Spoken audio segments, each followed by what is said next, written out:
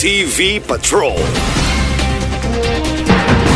Implementasyon sa Anti-Dengue Ordinance sa Osamis Malampuson.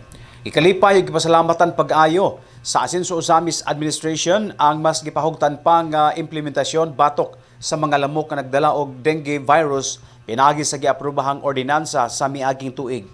Matod pa ni Majority Floor Leader Attorney Mars Tapayan nga epektibo kaayo ang gipatumang Anti-Dengue Ordinance gumikan kay mas migamay pa ang mga natalang insidente ug wala nay natalang mortality sa syudad. Iyang gipadangat ang pagpasalamat ngadto sa mga barangay official uban sa pag-abag sa mga barangay health workers o mga barangay peacekeeping action team nga mao gayoy mi balay-balay matag karon og unya aron mamonitor og mapasidan-an ang mga tagbalay sa mga lugar nga posibleng itlugan o pusan sa maong matang sa lamok. Mainumduman nga sa sayong bahin sa 2025, gipatuman og lokal nga balaod ang Asenso Osamis Administration ilalom sa administrasyon ni former mayor nga karon Asenso Pinoy Party List Representative Attorney Indy Uaminal gumikan sa pagtaas sa mga kaso sa dengue o mortality rate. Sa second half sa 2025, hugot usab kining gimonitor ni Mayor Sam Norman Go Fuentes human siya mialagad isip bag-ong amahan sa syudad niadtong Hulyo.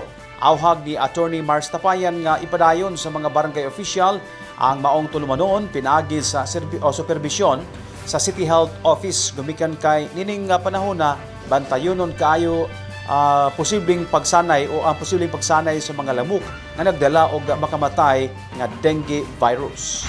Kay lamay dengue itong panahon na god. March, April may kusok ang dengue dakay lang nga mati sa amis.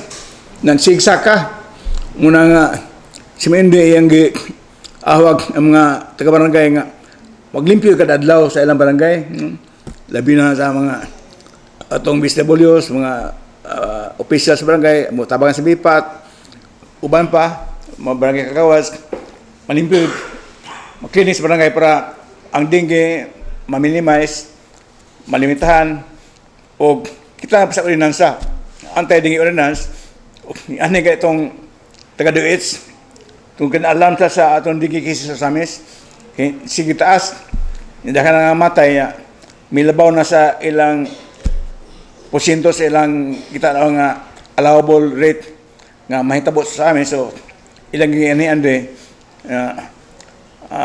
gamay lang ito kulang nga ma-declare nga kuan epidemic kay taas na gud apan tungod sa atong strong stance sa atong mayor Indi na uban sa collaboration sa atong mga barangay officials kapitan makagawas sugpo gid ang dengue hingamay kadagan tungod sa adlaw nga paningkamot sa taga-barangay uban sa collaboration sa mga katawan sinti mismo tabang sa atong mga officials na nakunod gid ang dengue. So milampos atong dengue ordinance.